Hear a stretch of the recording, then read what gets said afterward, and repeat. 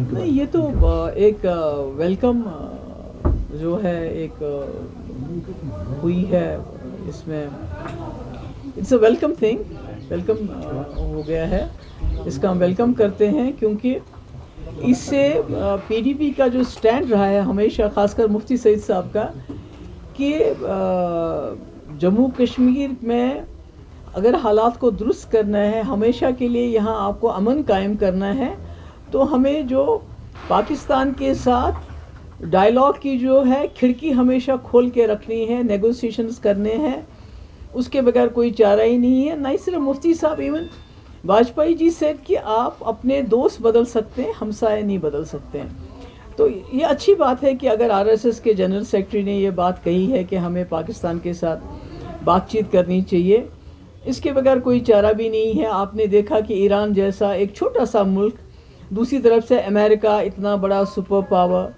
اور اسرائیل، انہوں نے کتنی اٹیکس کیے ایران پہ، پر آخرکار وہ بھی اس وقت مجبور ہو کے چاہتے ہیں کہ بات چیت سے ہی کوئی مسئلے کا حل نکلے۔ اور اسی طرح آپریشن سندور کو 1 سال ہو گیا، اور مجھے لگتا ہے دونوں طرف سے ریئلائزیشن ہے، خاص کر جو یہاں جو آر ایس ایس کے لیڈر نے کہا ہے کہ بھئی ہمیں بات چیت ہی کرنی چاہیے، تو اس سے تو مجھے لگتا ہے کوئی راستہ ہے نہیں۔ اگر ہم کو مل جل کے رہنا ہے، ترقی کرنی ہے، خاص کر ہمارا ایکسپیرینس رہا ہے واجپئی جی کے ٹائم میں، ڈاکٹر منموہن سنگھ جی کے ٹائم میں، جب بات چیت کا سلسلہ شروع ہوا تھا تو اس کا ایک پازیٹیو امپیکٹ پڑا تھا جموں کشمیر میں۔ یہاں ملیٹنسی بھی کم ہو گئی تھی، پکڑ دکڑ بھی کم ہو گئی تھی، اٹراسٹیز بھی کم ہو گئی تھی۔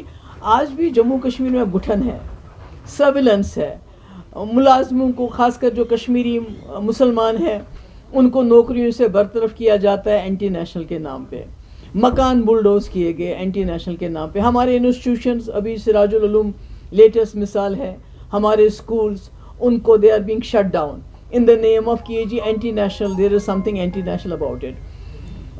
بہت سی، اور اب تو لیٹسٹ ہے کہ چلیے ڈرگ پیڈلر کو اب پکڑیے، اس کو اب جیل میں ڈال دیجیے، مگر آپ ان کے گھروں کو بھی آپ اڑا رہے ہیں۔ تو کہیں نہ کہیں جموں کشمیر میں ایک گھٹن ہے، ایک پکڑ دکڑ کا ماحول بھی ہے۔ کسی نے کوئی سوشل میڈیا پہ کوئی بات کہہ دی ہے تو اس کے خلاف ایف آئی آر ہو جاتی ہے، یا اس کو تھانے بلایا جاتا ہے۔ میں سمجھتی ہوں یہ جو ماحول ہے، گھٹن ہے، یہ جو پکڑ دکڑ کا ماحول ہے، یہ جو ہمارے ہزاروں لوگ ملک کے دوسرے جیلوں میں بند ہیں، اور اب یہ کہتے ہیں جب سے یہ ڈرگ کے خلاف ایک ابھیان چلا ہے کہ ہمارے جموں کشمیر کے جیل بھر گئے ہیں، اب یہاں جگہ نہیں، اب ان کو باہر لے کے جانا پڑے گا۔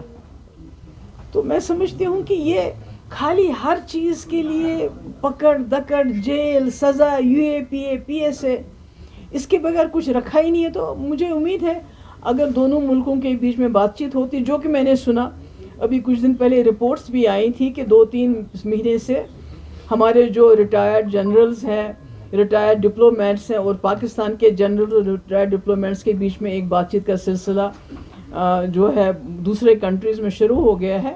تو اگر واقعی اس کو عملی جامہ پہنایا جاتا ہے، مجھے لگتا ہے اس کا جموں کشمیر کے ماحول پہ بھی ایک پازیٹیو اثر ہوگا۔ اور یہاں یہ جو پکڑ دکڑ، یہ جو شک ہے، اینٹی نیشنل کے نام پہ لوگوں کو تنگ کیا جاتا ہے، مشکل میں ڈالا جاتا ہے، مجھے لگتا ہے کہیں نہ کہیں اس میں بھی لوگوں کو ایک ریلیف مل سکتا ہے۔